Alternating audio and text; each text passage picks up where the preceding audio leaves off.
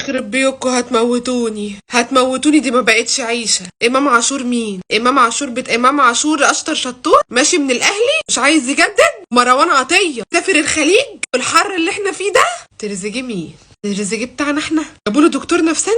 امال احنا يجيبوا لنا ايه؟ ودونا العباسيه. حبايب قلب خوخ ايام ثقال والله العظيم، ايام كرباج على الاهلاويه. ما في حاجه عدله ماشيه صح. تقولي حاجه حلوه، حاجه وحيده في النادي ده الايام دي ماشيه صح. ما فيش حاجه ماشيه صح غير خيبتنا. طبعا حبايب قلب خوخ في اخبار كتيره منتشره، والاخبار دي حقيقيه 100% ان امام عاشور بقى الوكيل بتاعه ادم وطني. وطبعا كلنا عارفين ان ادم وطني ده كان وكيل وسام ابو علي. انتوا عارفين الحوارات اللي عاملها ادم وطن مع معظم لعيبه النادي الاهلي اللي مشي، محمد عبد المنعم وسام ابو علي. بالفعل امام عاشور تعاقد مع ادم وطني وفقا لتصريحات ادم وطني في الجول ان اذا اراد النادي الاهلي للتجديد لامام عاشور فيرجع يتكلم معايا انا، مش معايا انا، معايا هو يعني. وطبعا كلنا عارفين ان النادي الاهلي مانع التعامل مع ادم وطني وحاطط عليه علامه اكس كبير. بالفعل ادم وطني يصرح لي في الجول وقال لك قرار ان النادي الاهلي ما يتعاملش معايا وعدم التعامل معايا مش هاممني اصلا من الصحه، انا بمثل اللاعب واللاعب ليه عندي كل الاحترام والتقدير. وبرده اذا اراد النادي الاهلي التجديد لامام عاشور فيرجع لي انا. حبايب قلب خوخ انا شايفه ان الموضوع واخد حجم اكبر من حجم. اولا انا نفسي اسال سؤال، هو من امتى احنا بنجدد للاعيب قبل انتهاء عقده بسنتين؟ يعني عقد امام عاشور هيخلص 2028، احنا من 2025 قاعدين بنصيح نشوف امام عاشور هيجدد ولا لا. يعني زمان كنا بنجدد للاعب قبل انتهاء عقده بشهر شهرين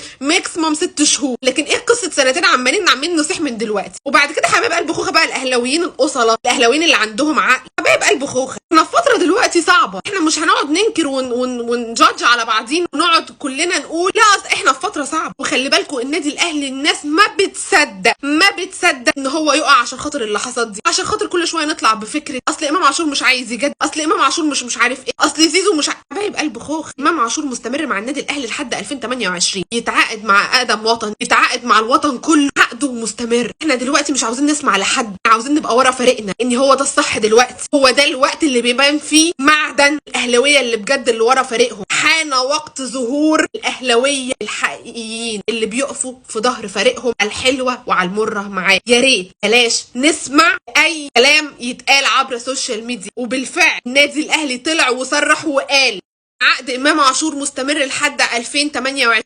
اصلا نيه داخل النادي الاهلي ان احنا نجدد عقد امام عاشور دلوقتي خالص، الموضوع مقفول بتاتا. كل اللي احنا علينا دلوقتي ان احنا بنتابع حاله امام عاشور الصحيه، ربنا يشفيه ويعافيه عشان يرجع للملاعب باسرع وقت. نقفل الموضوع ده تماما. عن قصه مروان عطيه وان مروان عطيه مش عاوز يجدد للنادي الاهلي وكوبري البيراميدز وكوبري للزمالك وكوبري اللي مش عارف لا يعدي، احنا عاوزين كوبري يعدي الايام، كوبري مش عارف ايه، يبقى قلب خوخه كل الكلام ده هري. مروان عطيه طلب زياده عقده ولا نقصان عقده، معرفش ايه قصه دلوقتي كل ما نلاقي في مشكله خلاص النادي الاهلي بقى يلا نطلع ان في لاعب عاوز يجدد عقده عاوز يعلي عقده.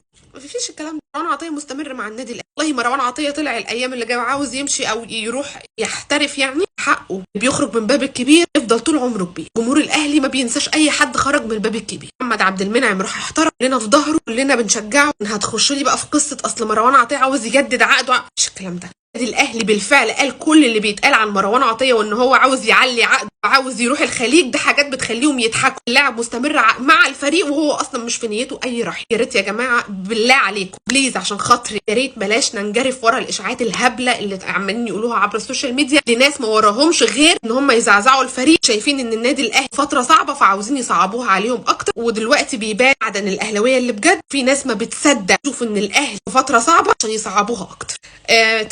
تريزيجيه النادي الاهلي عرضوا على دكتور نفساني، اقسم لكم بالله. طب معلش بقى كابتن محمود يا خطيب الجمهور، احنا هو معروض على دكتور نفساني، انت المفروض ما تعرضوش على دكتور نفساني، انت قلت لك المفروض تعرضوه على شيخ يقرا له بس، خش عليه شويه ملح خشن، احنا اللي عاوزين دكتور نفساني. دي بس معلومه. حبايب قلب خوخه دي كانت اخر اخبار النادي الاهلي. في نهايه الفيديو الحلوه والمره معاه مش بس اغاني، ده النادي الاهلي اسمي وعنواني، وفي الشده انا برضو ظهره، انا ليه درع الامان. حان الان موعد وجود وظهور الاهلاويه اللي بجد.